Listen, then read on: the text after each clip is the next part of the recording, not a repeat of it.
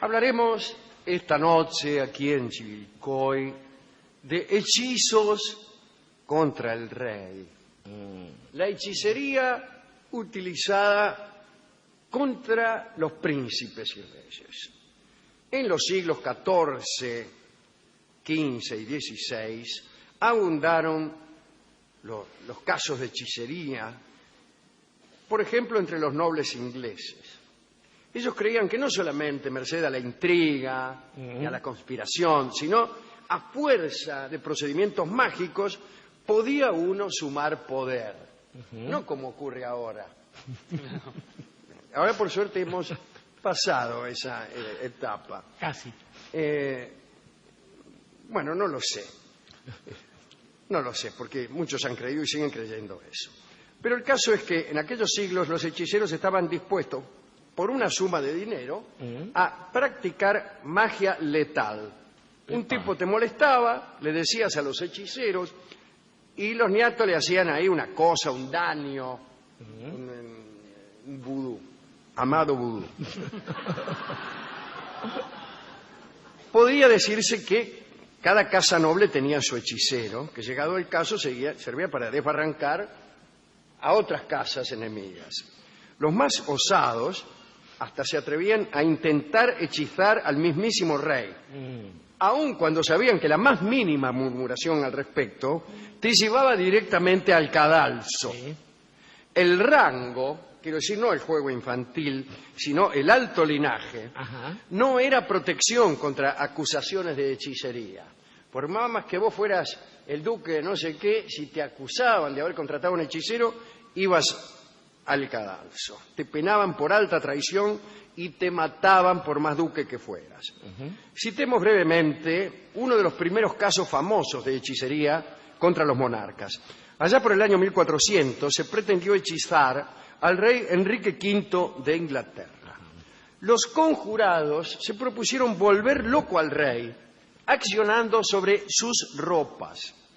Entonces, se afanaron unas armaduras del reinaldo y unas camisas, qué sé yo, y le pusieron esa ropa a unos locos que habían sido capturados para tal menester. Es decir, era necesario conseguir unos locos y vestirlos con la ropa de la persona que se deseaba enloquecer. Muy científico hasta aquí, ¿no? Pero no dio resultado. Entre los conjurados para enloquecer al rey Enrique V de Inglaterra estaba nada menos que la madrastra del rey, Juana de Navarra, que era la segunda esposa de Enrique IV de Lancaster, y también estaba el capellán del reino, John Randolph. Lo curioso es que no se juzgaba la ingenuidad del intento, o sea, un intento que pretendía volver loco al rey vistiendo Locos con su ropa. locos sí. con su ropa. Bueno, es ingenuo. Sí. Pero las penas que se les imponían no lo eran, no eran penas ingenuas. O sea, te mataban con un hacha de verdad. Sí. No agarraban un muñeco con tu imagen y le cortaban la cabeza.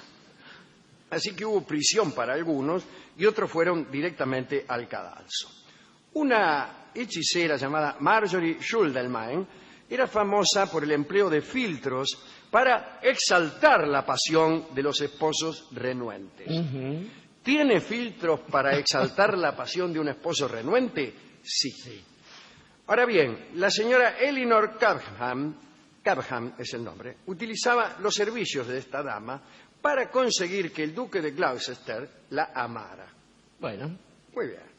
Después quiso usar la hechicería con fines políticos y se dispuso a atentar nada menos que contra Ricardo III.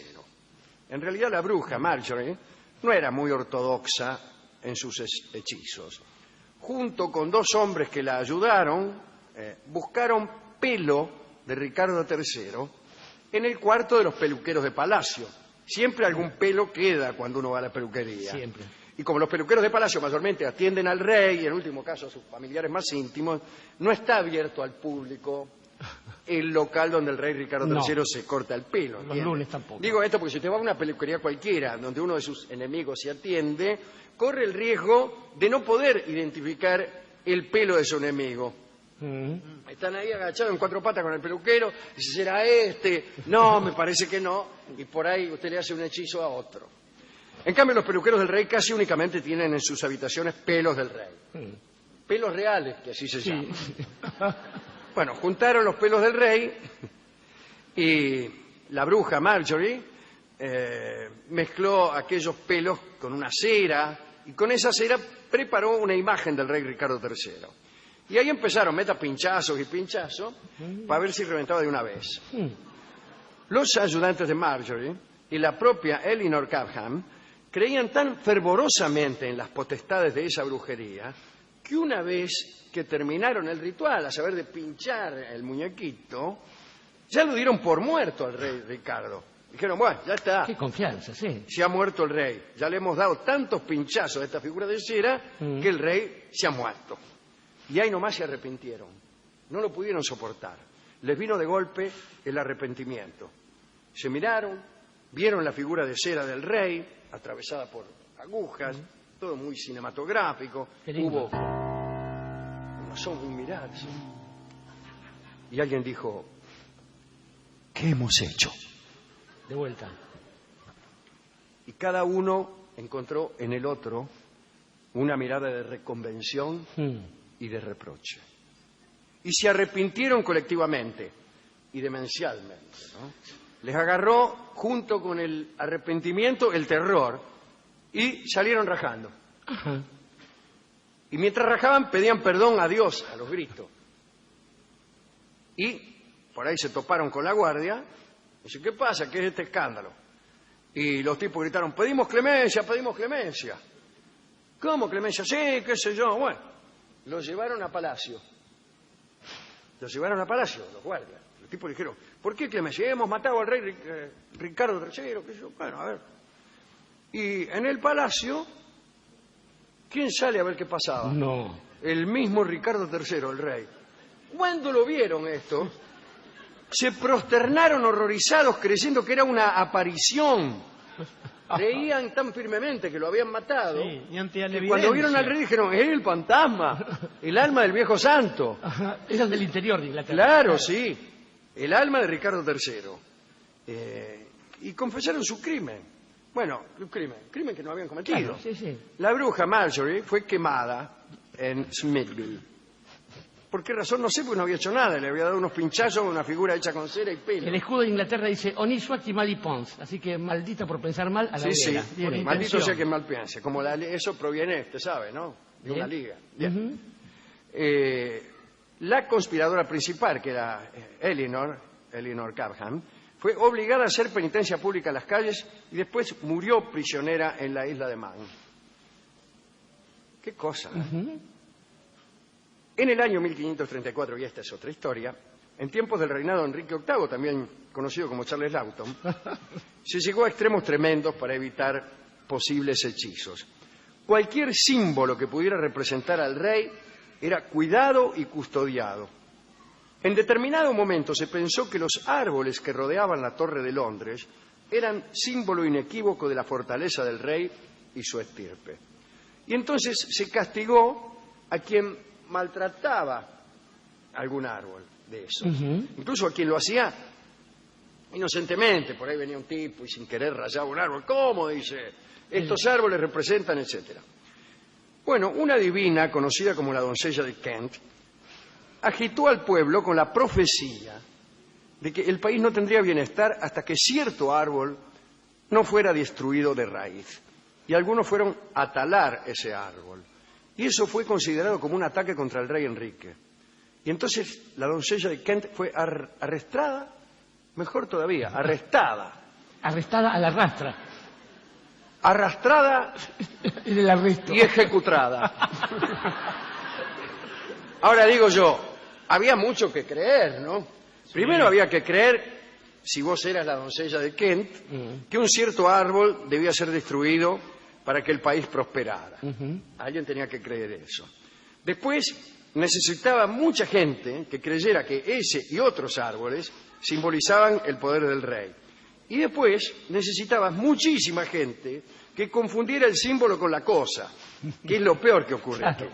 Uno puede creer que un árbol simboliza el poder del rey, pero creer que un ataque al símbolo es un ataque al rey y penalizar en consecuencia ya indica un grado de locura muy avanzado. Sí. Bueno, la arrestaron y la ejecutaron sin hacer ninguna clase de razonamientos como este.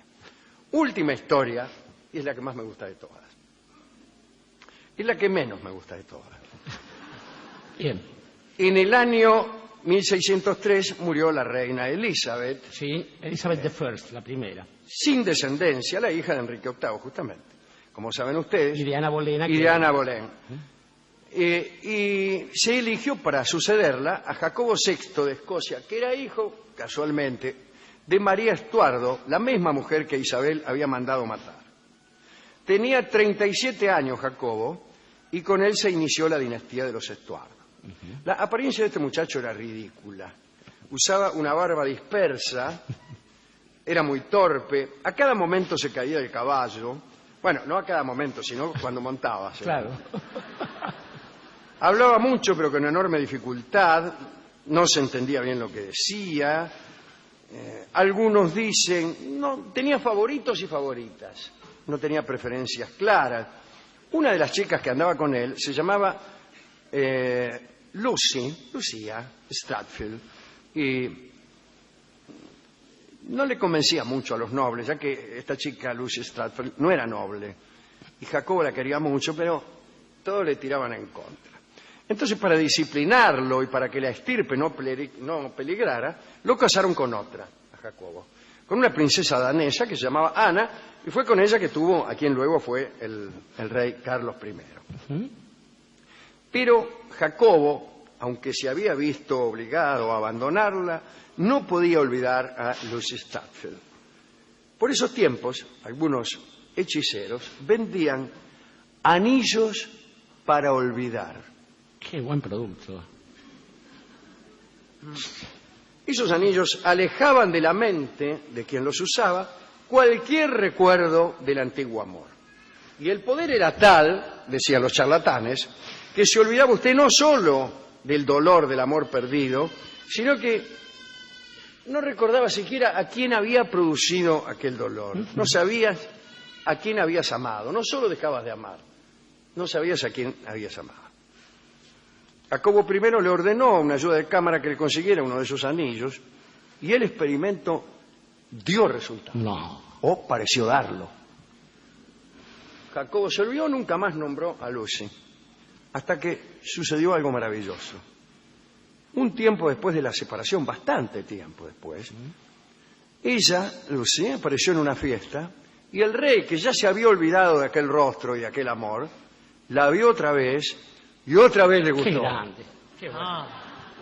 Se acercó a los cortesanos que le habían indicado que la abandonara y que le habían aconsejado el uso de aquel anillo, y preguntó el nombre de aquella hermosa desconocida. ¿Quién es esa mina? Y nunca se supo si el anillo era ciertamente poderoso o si Jacobo quiso vengarse de algún modo de los destructores de su amor. Pero bailó con Lucy, la llevó por algunas semanas a los aposentos como la más deseable de sus amantes, y así terminó el asunto. ¿Qué vamos a seguir? Sí, Así terminó. Sí. Bueno, fueron amantes de algunas semanas. Tampoco. Y esta última historia me pareció estupenda, porque la única posibilidad de volver con un viejo amor es empezar de nuevo, como si uno estuviera con una desconocida. Aunque no es una desconocida. Bueno, así de difíciles.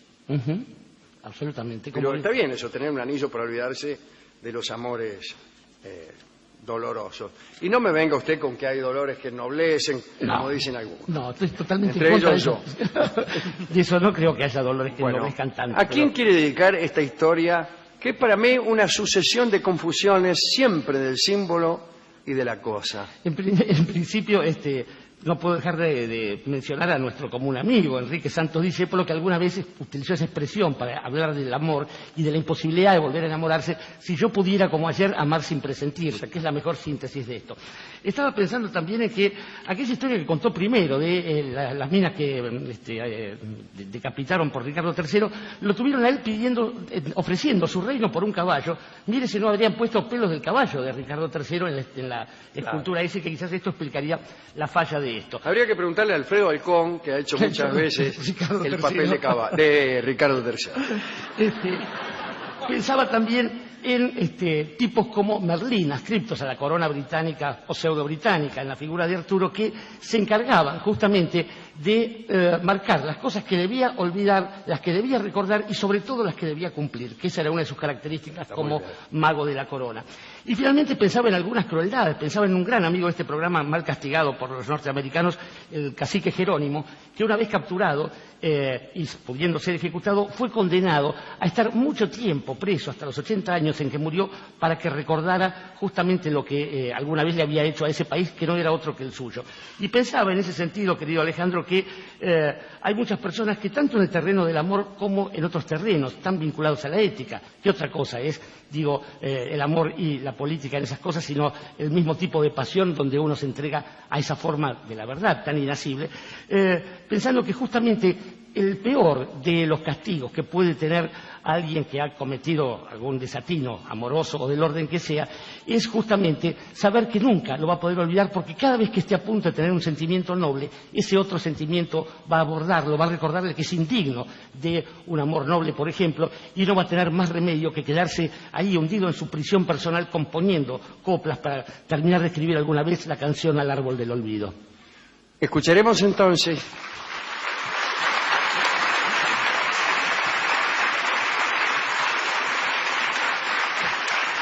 por la ocurrencia del discotecario de mezclar la historia de los árboles con la historia del anillo del olvido, tal vez porque él mismo se había olvidado de la mitad de lo que le habíamos dicho, esta bella canción Al árbol del olvido que escribiera Alberto Ginastera. Cantará Suma